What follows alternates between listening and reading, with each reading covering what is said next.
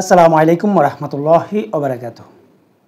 মুফতি আমির হামজার পর মিজানুর রহমান আজহারিও জামাতের প্রার্থী হতে যাচ্ছে। মিজানুর রহমান আজহারির ব্যাপারে একটু পরে বলছি। প্রথমে মুফতি আমির হামজাকে জামাত যে নমিনেশনটা দিল এটা নিয়ে সংক্ষিপ্ত কিছু বলি। মুফতি আমির হামজাকে যখন নমিনেশন দেওয়া হলো আসলে নানা রকম আলোচনা এবং সমালোচনা হয়েছে। এমনকি জামাতের অনেক সমর্থক এবং নেতাকর্মীরাও আসলে মুফতি আমির হামজাকে নিয়ে আসলে অনেক সমালোচনা করেছে যে মুফতি আমির হামজার যোগ্যতা কতটুকু রয়েছে, সে আসলে আইন প্রণেতা হওয়ার যোগ্যতা রাখে কিনা, এই জাতীয় নানা রকম প্রশ্ন তুলেছে খোদ জামাত সমর্থকদের মধ্যেও। আসলে আমির হামজাকে প্রার্থী ঘোষণা করার আগে তাকে নিয়ে আসলে এত সমালোচনা হয়নি, কিন্তু যেহেতু সে নির্দিষ্ট কোনো দলের প্রার্থী হতে যাচ্ছে তাই আসলে তার বিরুদ্ধে সত্য হোক মিথ্যা হোক নানা রকম সমালোচনা হচ্ছে। এবং জামাতের যারা আসলে মনে করেন যে মুফতি আমির হামজাকে নমিনেশন দেওয়া আসলে ঠিক হয়েছে কিনা, আমি যেটা মনে করি যে মুফতি আমির হামজাকে নমিনেশন দিয়ে আসলে জামাত সঠিক কাজটাই করেছে। এর কারণ হচ্ছে বাংলাদেশে আওয়ামী লীগ বলেন আর বিএনপি বলেন, এই দুইটা দল সবচাইতে জনপ্রিয় দল। এখন এই দুইটা দলের প্রার্থীদেরকে নিয়ে যদি আপনি একটু বিচার বিশ্লেষণ করেন তাহলে আপনি অবশ্যই বুঝতে পারবেন যে এইসব প্রার্থীদের আসলে যোগ্যতা কতটুকু রয়েছে, অথবা সব প্রার্থীর আসলে যোগ্যতা রয়েছে কিনা আইন প্রণেতা হওয়ার। আপনি ম্যাক্সিমাম এই আওয়ামী লীগ বিএনপির এমপিদেরকে দেখবেন যে তাদের আসলে আইন প্রণেতা হওয়ার যোগ্যতা আসলে অনেক কম বা অনেকের নেই, কিন্তু তারপরেও তারা কিন্তু এমপি হচ্ছে বা এইসব দলগুলো তাদেরকে আসলে প্রার্থী ঘোষণা করছে। এর কারণ হচ্ছে যে লেখাপড়া বা যোগ্যতা একটা জিনিস আর জনপ্রিয়তা আরেকটা জিনিস। যেহেতু বাংলাদেশের আইনে আসলে লেখাপড়া যতটুকু থাকলে এমপি প্রার্থী হতে পারবে তার চাইতে অনেক বেশি যোগ্যতা রয়েছে আমির হামজার।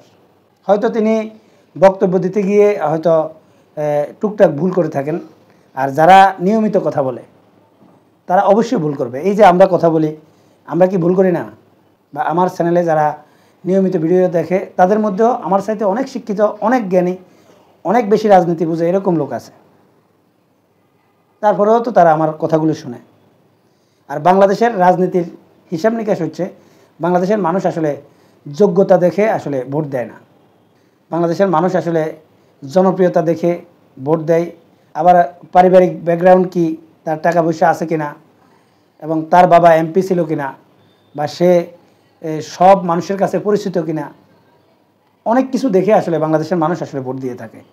তাই আমি মনে করি যে জামাত এই মুফতি আমির হামজাকে আসলে নমিনেশন দিয়ে অবশ্যই সঠিক কাজ করেছেন। এর আরও কয়েকটা কারণ রয়েছে। কারণ মুফতি আমির হামজা বাংলাদেশের অনেক অঞ্চলে পরিচিত এবং বহু মানুষের আস্থার একটা নাম। অতএব সে যেহেতু জামাতের প্রার্থী হবে তাই তাকে যারা ভালোবাসে তাদের অনেকেই তার দিকে তাকিয়ে হলেও আসলে জামাতকে ভোট দেবে। মানে শুধু তার আসনে ভোট দিবে তা না, অন্য আসনে ভোট দেবে। এখন গুঞ্জন উঠেছে যে এই মিজানুর রহমান আজহারিকেও আসলে জামাত ঢাকা 5 আসন থেকে আসলে নমিনেশন দিচ্ছে। এখন এই গুঞ্জনটা কতটা সত্য কতটা মিথ্যা সেটা আমার জানা নেই, কিন্তু সত্যিকার অর্থে যদি মিজানুর রহমান আজহারিকে যদি আসলে জামাত প্রার্থী করে, আমি মনে করি জামাতের জন্য এটা অবশ্যই কল্যাণকর হবে এবং জামাত আসলেই এটা বুদ্ধিমানের কাজ করবে। এখন প্রশ্ন হচ্ছে মিজানুর রহমান আজহারি আসলে রাজনীতিতে আসেন কিনা।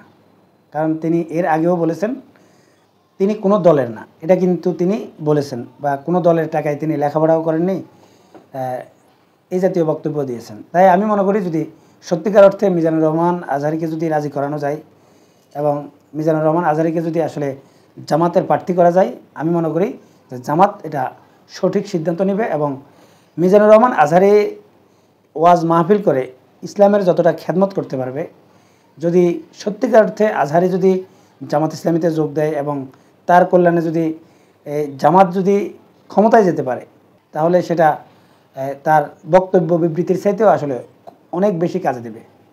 সম্মানিত দর্শক, এটা আমার ব্যক্তিগত মতামত। আপনাদের কারো যদি আসলে ভিন্ন মত থাকে কমেন্টসে লিখতে পারেন। এখনকার মতো এই পর্যন্তই। আল্লাহ হাফেজ।